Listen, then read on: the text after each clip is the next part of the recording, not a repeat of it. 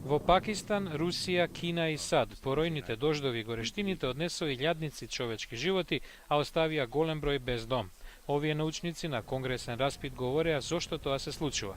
Една причина – планетата станува се потопла, го загрева воздухот, со што тој содржи повеќе вода. Метеорологот Майкл Вейнер од Калифорнија предвидува.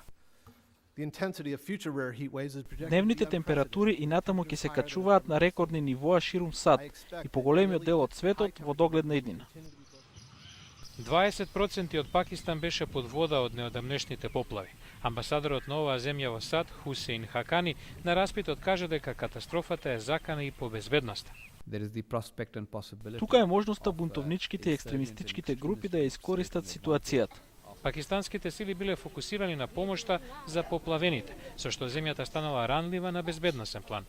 Хакани наведува дека една од причините за невремето била човековата негрижа. Нашите научници веруваат дека штетните гасови од фабриките, возилата, па дури од фармите придонесуваат за пораст на температурите на глобално ниво. Конгресменот републиканец Джеймс Сесенбренер инсистираше дека глобалното загревање нема врска со екстремните временски услови.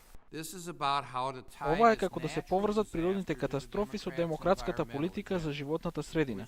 Тоа нема да ги спречи монсунските дождови во Пакистан. Овие научници пак тврдат дека иако не може да поврзат едно невреме конкретно со климатските промени и глобалното затоплување, се поголемите штетни гасови и загадувачи произведени од човекот без друго ќе ја зголемат веројатноста од екстремни временски услови во иднина.